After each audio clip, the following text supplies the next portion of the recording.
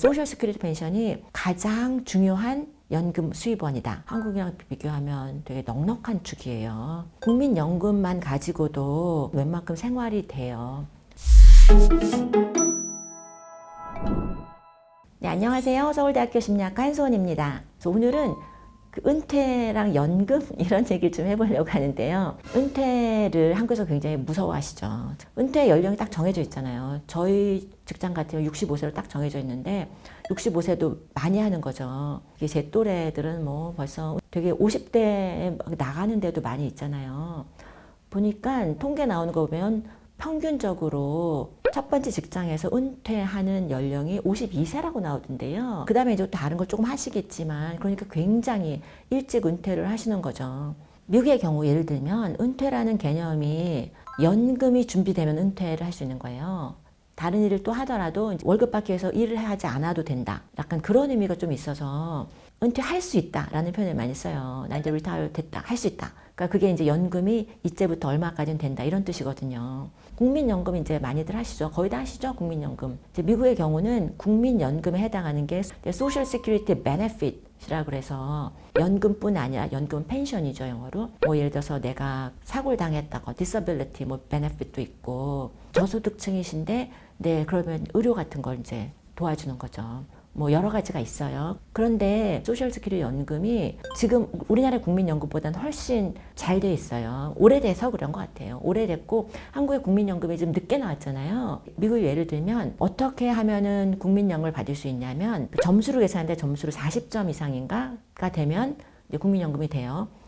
1년에 맥시멈으로 최고로 받을 수 있는 점수가 4점이에요. 근데 4점을 받으려면 어느 정도를 해야 되냐면 제가 급여를 받고 급여에서 세금을 떼가요. 내 급여가 1년에 그러니까 1,000만 원? 그 정도가 1년에 되면 작은 액수잖아요. 1년에. 거기에 해당하는 세금을 내잖아요.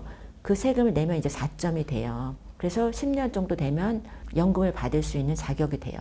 돈을 더 많이 내면 더 많이 받겠죠. 2025년 기준으로 해서 평균으로 얼마를 받으시냐면 2,008불, 2,000불 좀 넘게 받으시는 거예요. 평균이에요. 그러면 한국 돈으로 280만 원? 최대한을 받을 수 있는 게 5,108불이니까 우리 돈으로 한 700만 원 정도가 최대로 받을 수 있는 거예요. 한국의 국민연금보다 훨씬 많죠. 그리고 만약에 이제 결혼을 하고 계신데 배우자가 예를 들어서 부인이 가정주부시고 일을 안 하셨다. 그럴 경우에는 결혼 생활이 10년 이상 됐으면은 그 배우자가 받으시는 거에 반을 받아요. 1,000불이 나오는 거예요. 그러니까 그게 남편 거에서 깎여서 나오는 게 아니라 그냥 따로 나오는 거예요. 그리고 부인이 따로 일은 하지 않으셨는데 10년 이상 결혼했는데 이혼하셨어요. 그래도 이제 남편이 소셜 시큐리티 연금을 받기 시작하잖아요. 그럼 그 액수의 반을 받으실 수 있어요. 평생 죽을 때까지. 그것도 남편 거에서 깎이는 게 아니라 그러니까 이 분이 그냥 받는 거예요. 최대 액치가 정해져 있다는 것은 어마어마한 부자들이 세금을 많이 내시지만 그렇다고 해서 이런 연금을 많이 어마어마하게 받으시는 건 아니라는 거예요. 연금은 62세부터 받을 수 있어요. 그 소셜 시큐리티 연금은. 그런데 기다렸다 받으면 더 많이 받을 수 있어요. 62세부터 신청할 수는 있는데 full retirement age라고 하나 그런 게 있어요. 66세인가 그럴 때 그러면 만약에 70세까지 기다렸다가 받는다고 하면 그게 액수가 꽤 올라가요. 네, 8% 정도 올라간다고 해요. 매년 8% 올라간다는 건가요? 연 8%. 예, 제가 알기로 한참 더 올라갈 수 있어요. 그래서 70세까지 기다렸다 받으시면은 꽤 액수가 커져요. 그 계산 방법이 또 복잡해요. 물가 상승률에 맞춰서 조금 더 뭐 하는 것도 있고 그래서 정확한 건 이제 그때 계산을 해보셔야 되지만 기다렸다 받으면 더 많이 받아요. 통계를 내보면 이제 조사를 해보면 이렇게 나와요. 소셜 시큐리티 펜션이 가장 중요한 연금 수입원이다 라고 말하는 분들이 굉장히 많고 유일한 수입원이다 라고 말하시는 분들도 굉장히 많아요. 그래서 국민연금만 가지고도 사실은 웬만큼 생활이 돼요. 그리고 이제 그건 국민연금이고요. 소셜 시큐리티 펜션은 국민연금 말고 보통 직장에서도 이제 연금도 하고 우리도 개인연금도 좀 하잖아요. 그래서 그런 개인연금도 조금 하고 직장연금도 좀 하고 그러면은 연금이 사실 한국이랑 비교하면 되게 넉넉한 축이에요. 우리나라도 이제 개인연금도 많이 하시고 투자도 많이 하시고 하시잖아요. 근데 아직 국민연금이 그만큼은 이제 자리 잡지는 않아서 아직까지는 불안감이 많죠. 연금에 대해서.